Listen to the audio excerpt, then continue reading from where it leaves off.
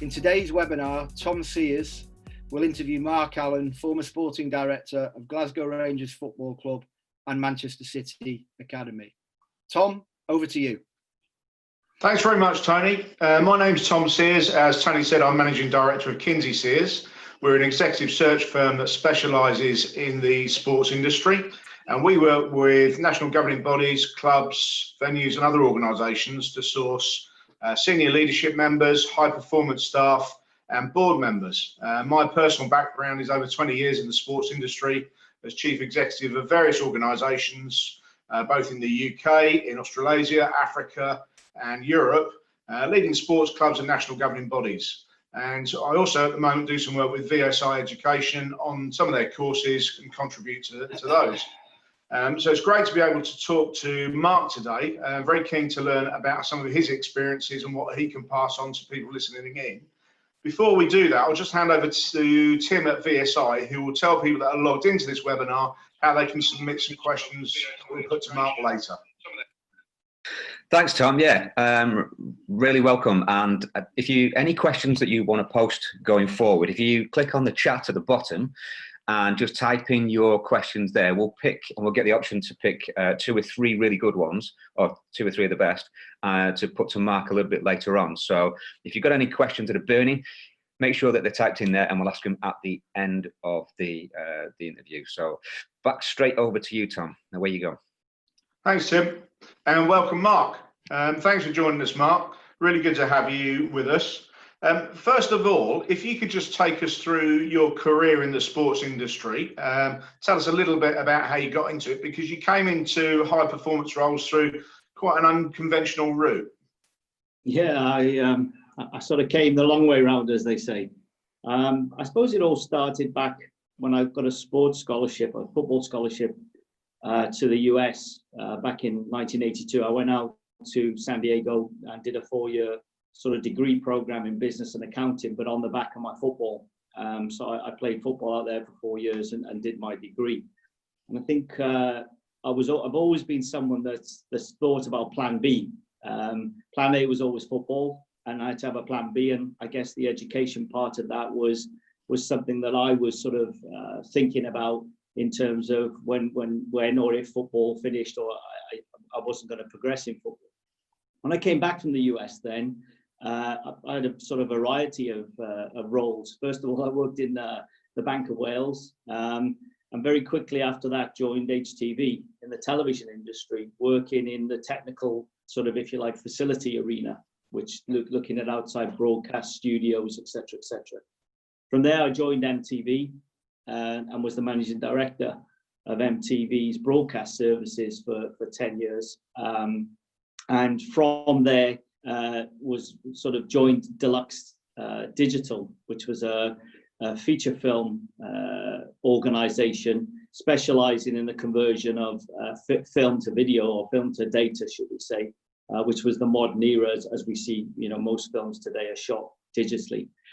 I guess along the way, you make those contacts in life that you hope one day will be of use to you, and certainly mine was, and that was my break into football, because Manchester City at the time of 2008 under Sheikh Mansour was looking to, if you like, move in a slightly different direction, especially with its academy, in as much that they had great plans, as we've all seen come to fruition in terms of the building of that academy.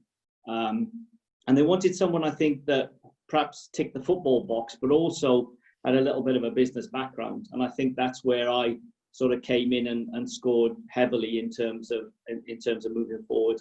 And I was the academy director there at Manchester City for 8 great years that, oversaw the building of that facility from the academy point of view, and the progression of the football club, which I think is there for everybody to see in terms of what the first team, etc., have done. And towards the end of my tenure at Manchester City, then I was sort of called, if you like, from guys like yourselves, to ask would I be interested in the sporting director's role at Glasgow Rangers. There was a lot of work that they felt was needed to be done, and they needed someone to sort of take on the mantle and sort of bring it back, hopefully, to where it once was. And so I saw that as a fantastic challenge. And then proceeded to join Glasgow Rangers in 2017 and sort of went from there, really. It's really interesting, Mark, because there can't be many people that have had that sort of transition from a very commercial, technical role in the broadcast industry to a high-performance sport environment. What sort of skills do you think were really useful to you that you could take with you from your previous background into Manchester City? I think I've always believed leadership skills are portable. Obviously, there's product knowledge, and that comes with time. Obviously, I was an alien to football. I grew up playing football. I played at a relatively decent level and sort of understood the game.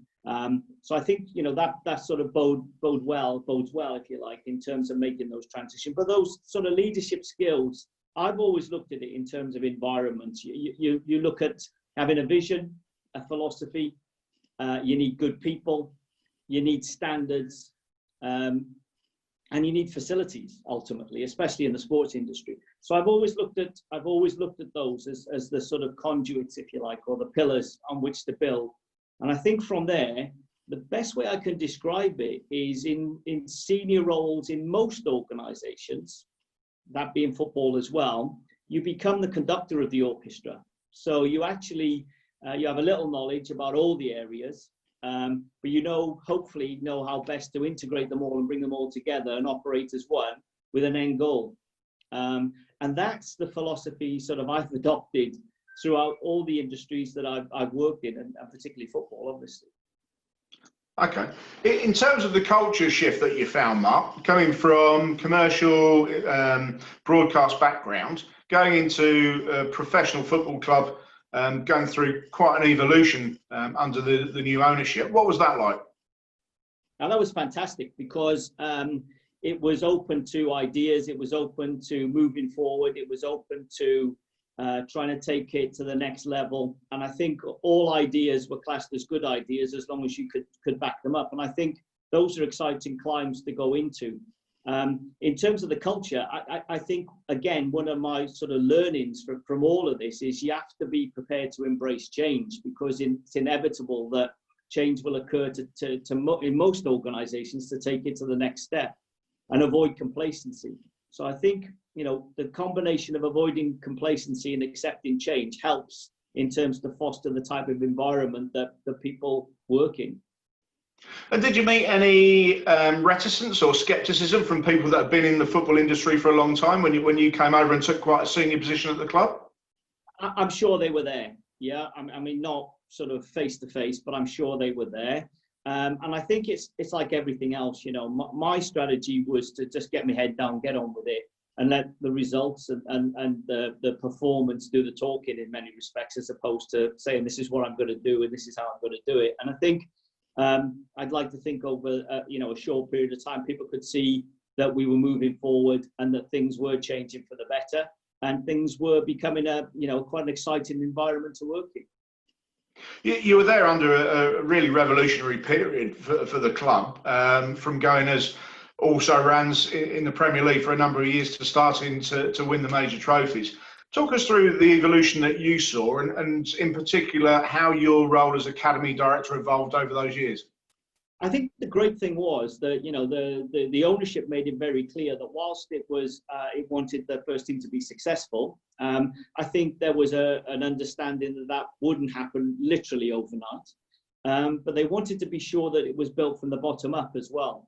So, a huge amount of interest and investment was made in the academy. And I'd like to think that we built it all from the bottom up, not just myself. There were many others involved in that. I'm certainly not claiming sole ownership of that. But we built it from the bottom up in terms of philosophy, vision, how we wanted to play, the way we wanted to play, what we wanted to stand for, the standards we wanted to set. And that was met, nicely along the other way in terms of, the development of that first team. And obviously, while you're there, you saw a number of managers come and go. How difficult was it to manage that change with new managers coming in, fresh ideas, wanting to put their own stamp on things? Did they want to change the culture that you were looking to establish, or were you able to make sure that stayed as the foundation of what you were looking to achieve? I think where I was very fortunate is the leadership at the club was very clear in terms of what it wanted it to be. It wanted it to be a club-led philosophy, not a manager-led philosophy. And so, yes, managers did come and go. And as we know in football, it's a results, it's a results business. But what didn't change was the philosophy in terms of what we wanted to be and how we wanted to get there. So I guess in many respects, I was given a sort of a free-ish run in terms of that, in as much that, we were aiming for this overall philosophy that we wanted to achieve and stick to in a vision. And the manager was a huge part of that. Of course he is, and it always will be. But the club philosophy and the club-led philosophy was the one that was to bear fruit. And over time, you recruit people to that philosophy. And I presume that people and your people's strategy and stakeholder engagement was key to your success in that position? Absolutely. You need people to buy in and to see it. And I think it's like all things, you try and look for the low-hanging fruit first of all, just to show that, there is success, it can turn around, and it is worth sticking, with the strategy. And you need people and you need buy-in for that. And I think that comes from that two-way dialogue, if you like, in terms of, what does good look like? How are we going to achieve it? What are the milestones we're looking to achieve? When are we looking to achieve them? How are we going to get there? What do we need, etc., etc.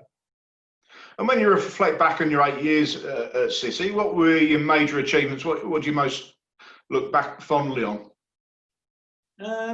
I think there's a number of things. Obviously, the building of the facility was a fantastic project where I remember the first piece of paper that was put in front of me in terms of this is what we think it could look like. And then, 3-4 years hence, we have the delivery of a facility that looks strikingly like the first piece of paper that we signed off on. So I think that was a major achievement for everyone, not just myself, in terms of the contribution and the chance to play a part in the building of such an environment, which is something that will stick with me, in a long way. I also think what we did for the education part of the boys was something that will always stick with me in terms of putting them through their education and making sure that, I guess, like me in a way, there was a plan B. Yeah.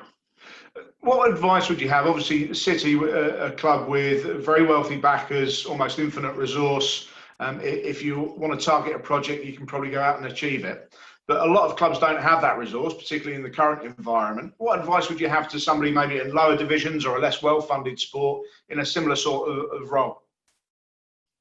Yeah, again, just to qualify, I wouldn't want to, again, my time at Manchester City was unbelievable. I loved every single minute of it. And, moving on was tough, I'll be honest.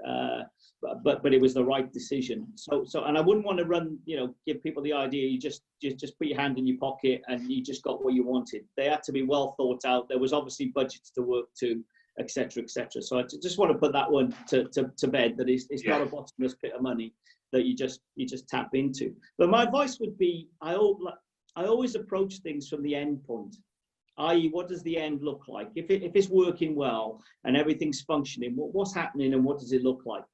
And if you sort of look at it from that way, my sort of strategy has always been, if that's what good looks like, I'll work back from that. And so you take step by step. And obviously resourcing comes into it. You know where you can shop and where you can't. You know what you can go in for and what you can't do, but that just sharpens your pencil in a number of other ways. You might need to be quicker to the draw or quicker to the table if resources are somewhat limited, and you improvise. You can't expect everything to just turn up with gold-plated taps and goodness knows what. But as long as you've got a plan and a strategy, I think you can achieve most things. Okay, moving on to your transition from Manchester City to Rangers. You mentioned how that came about, and you mentioned that there was quite a lot of work to do when you arrived at Ibrox. Talk us through that.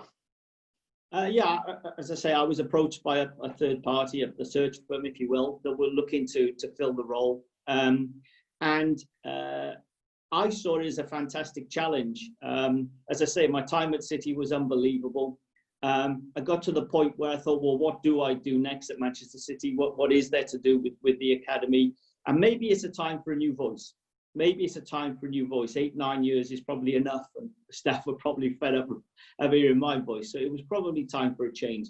So I was excited by the challenge, and I sort of got clear very early doors in terms of what it is they wanted to do and what Rangers were trying to achieve. And I felt that it was a challenge that I wanted to take on, and one that I relished, and one that I greatly look forward to and wanted to get my teeth into. But effectively, it sort of, it's pretty well documented in terms of what happened to Rangers. So they were slowly coming back, if you like, to the fold after the administration and et cetera. And I think, to be fair to Rangers, I think they would say is they never really had anybody there that had the sort of football background, if you like. And they were looking to sort of, if you like, appoint someone who would take the lead on that and put all the necessary principles and disciplines and services, etc., in place. And I think they looked at myself and looked at someone who was probably doing most of that at Manchester City, to be honest, with the exception of the first team. If you look at 23 downs, if you look at all the different component parts, whether that's science, medicine, analytics, recruitment, etc. And I think they felt that they probably had someone that had enough experience in there that could get it going. And in terms of when you first go into an organisation like that, what does your first 60, 100 days look like? What sort of culture are you looking to establish? How do you put your stamp on things? I think I'm very conscious, and I learned at City, don't rush in. It's very easy to rush in and say, this is changing, that's changing, the other's changing. And I think my first approach really was to make sure I clearly understood the game in Scotland. Yes, I've seen it, but did I really understand it? And that took some time, obviously watching games, watching different environments, looking at different football clubs, how they played, what Scottish football was about, technically, tactically, physically, socially, and sort of building a picture, if you like, from that. And off the back of then able to sort of tap in and say, if that's Scottish football, what is Rangers in Scottish football? And applying the various sort of conduits and bits and bobs into that, i.e. culture, philosophy, style of play, positions, and what would be required in those positions. Okay. I imagine the key relationships in that sort of role would be obviously with the manager, but also looking upwards to the CEO and the board. How do you interact on those levels, and what's the difference? Okay, I think one thing I would say, with regard to the manager, trust is the biggest single thing. If the manager feels there's a trust there, you are there to help. You're not there to hinder or to interfere. And I think if you draw up very clearly, or I drew up very clearly what I thought this role was and what it wasn't. You don't pick the team, you don't pick the tactics, you don't decide who's playing, when they're playing, and what shape they're playing. That's the manager's decision. The second thing is, you're not the conduit between the manager and the players. You're the conduit between the manager and the board. And I think that's a really subtle point to sort of make sure. So my involvement with the players was quite minimal in that respect. That was the manager's domain. I used to watch training, etc., only because it was a good chance for me to sort of get some time with the manager, etc. But never on a sort of an interfering, why are we doing this? That's the manager's domain. My job was to almost take the football language and encode it ready for the boardroom in many respects. So to make sure that the board got clear vision of where we were going, how we were getting there, what it was likely to cost us, what we could expect, where were the key areas that we wanted to look at, and why, and how did we plan to get there. So I think it was that was my role between the board and myself, and then my role with the manager. Because the sporting director role is a relatively new model in British sport. Some clubs have gone for it in a big way, as you've experienced at Rangers. Some, like Manchester United, have looked at it for a while but not appointed anybody yet. It's starting to permeate in other sports. So, for example, rugby, cricket, and so on. Do you think it's a concept that more codes and more organisations should follow? Do you think there's real value in it?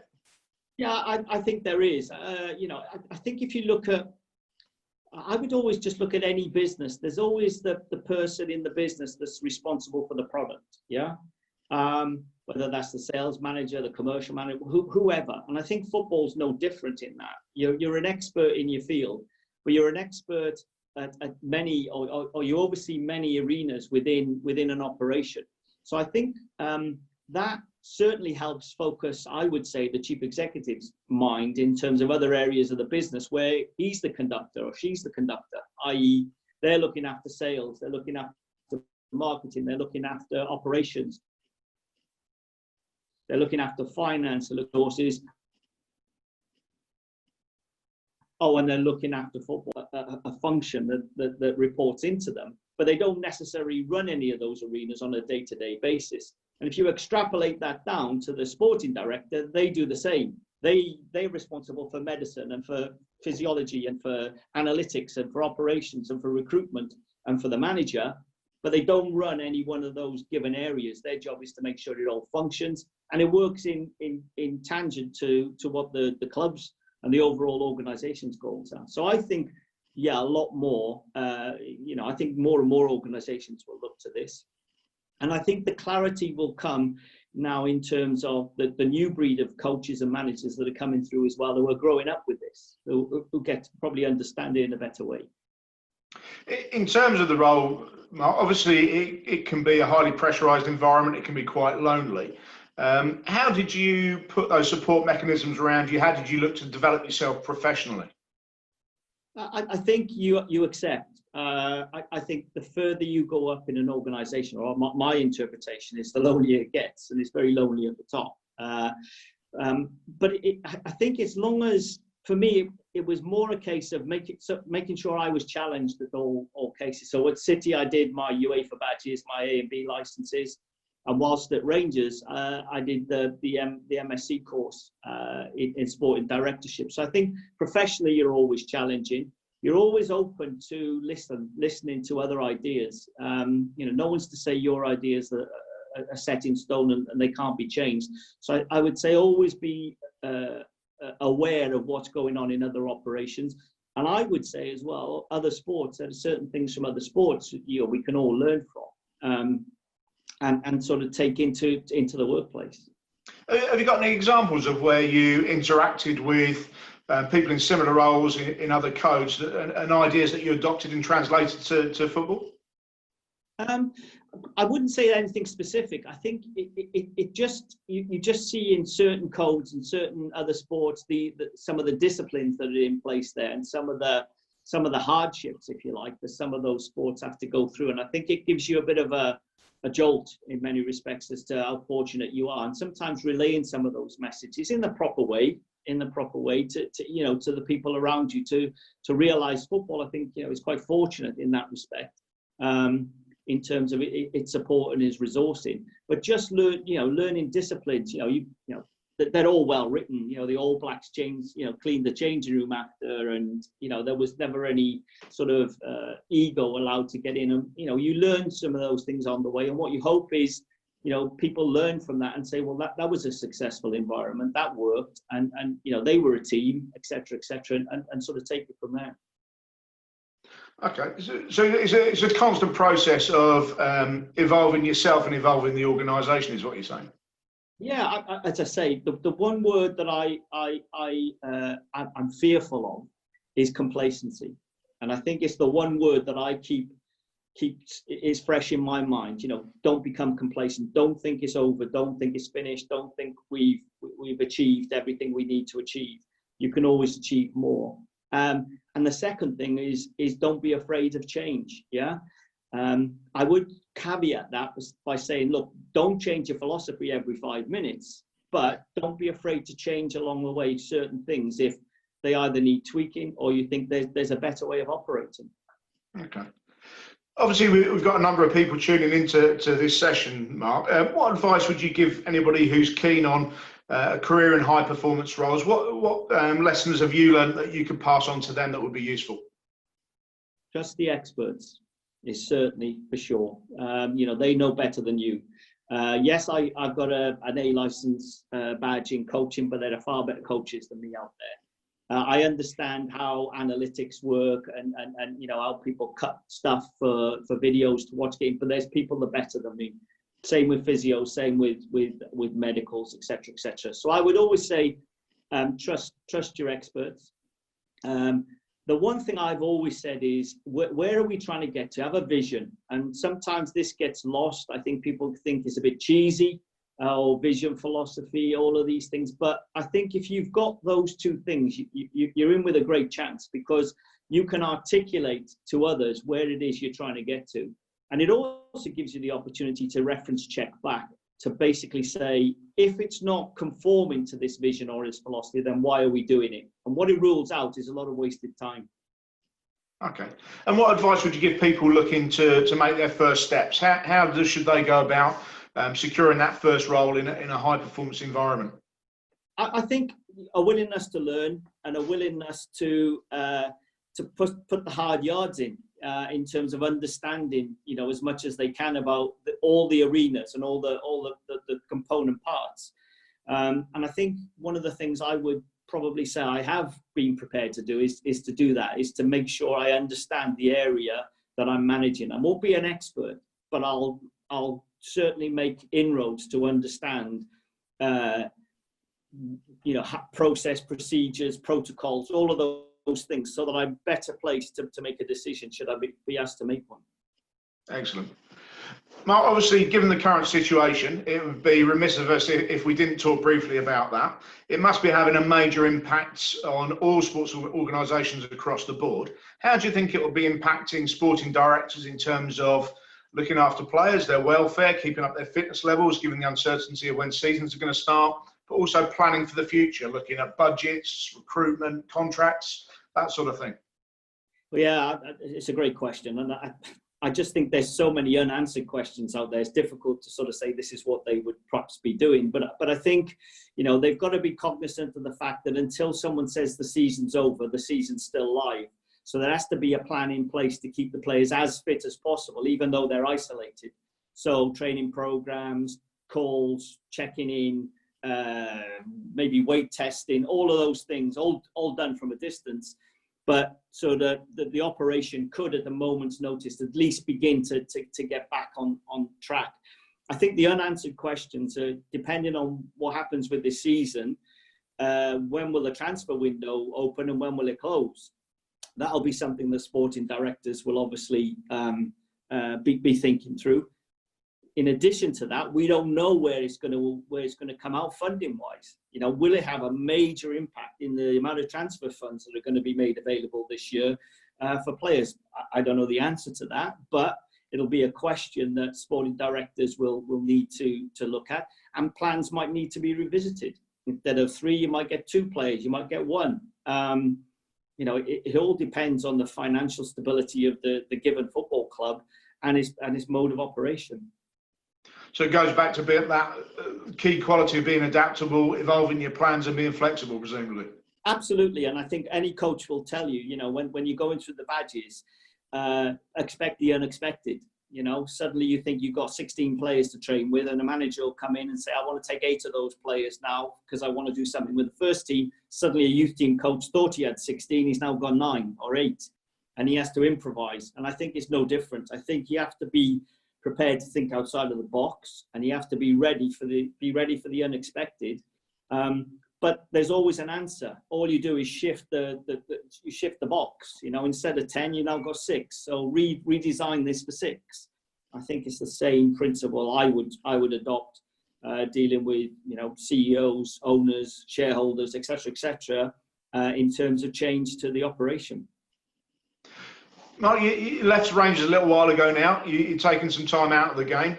What will you be looking to do, and will you be looking to leverage your network of contacts in terms of securing your next position?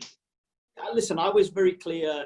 I had a task, and I set out to achieve something at Rangers that I felt I'd achieved. Yeah, and I think I was quite happy to sort of say at that time it was probably time for me to come away. I put all the principles in place that I hoped would sort of get them on the right route, put a scouting network in, re-establish the whole operation. And I think it's fair to say if anyone was to walk into Rangers now, they would say it's an elite operation in terms of its standards, the way it operates, the people employed within it, etc., etc.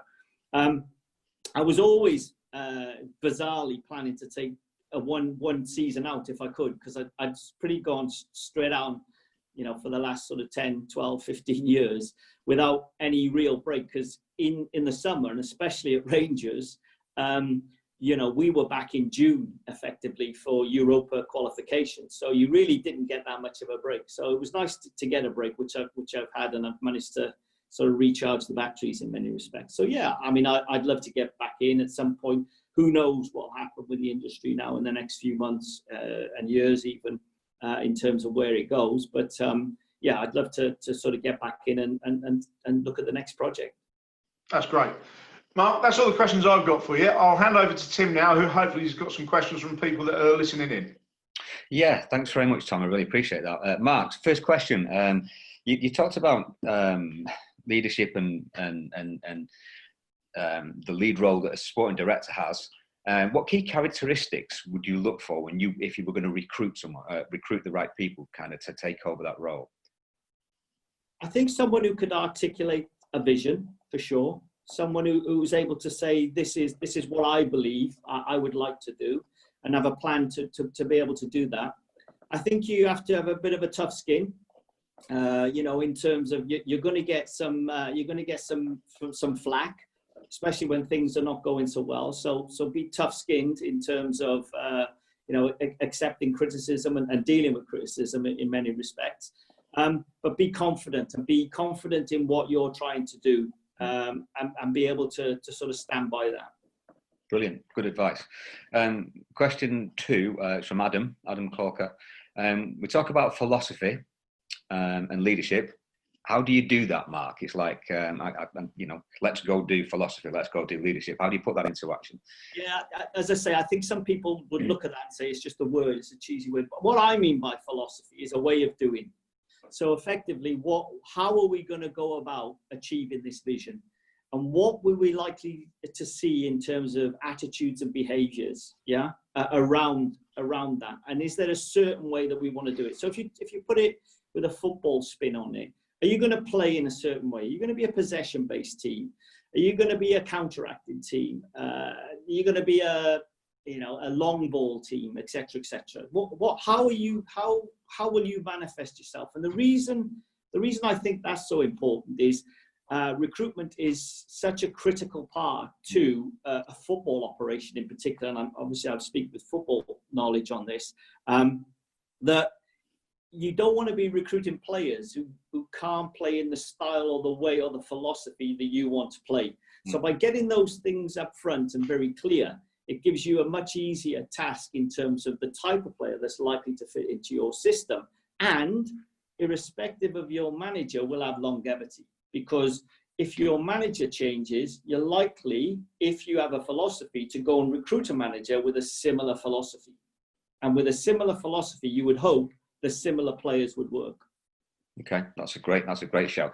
Just to tap on that, would you then look for you'd make sure that the manager that you go and recruit actually fits the philosophy and not the other way around? If they want to come in and bring a different philosophy, you'd actually stick to your guns with that? Personally, yes. Okay, cool. The next question for you is from Rachel Morris. You've held some very senior roles. What are your personal strengths and how have you developed them? I think honesty. Sometimes saying what you need to say is not easy, but it's the right thing to do because you get clarity. And I think one of my strengths, I would like to think, is that ability to reference check and make sure people are clear in terms of what it is we're trying to achieve, and to always be there in terms of, to be challenged, be willing to be challenged, and be willing to sort of go with a different point of view if you think it's better than the one you're going with. So I think honesty and integrity is probably the two that I would say, and being strong of mind and confidence in your ability that you can, you do believe this is the right way to go. It's very difficult talking about your strengths. It's easier for other people to say. Yeah, I can imagine. But you did that very, very well, and with some decorum as well. Carl Tim says, as a sporting director, What are the key skills that you require to be successful in that role? I think like I say, you've got to be prepared to take a helicopter view. I don't think it's one where you need to be in the trenches. I think if you're in the trenches, you're probably in too deep, and you're highly likely to be focusing on one single aspect of the overall role. That would be my impression of it.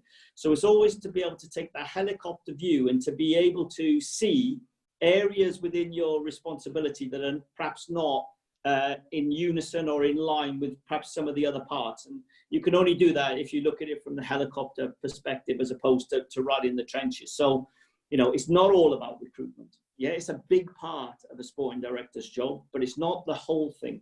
You have to be sure the academy's functioning. You have to be sure your medical section is set up.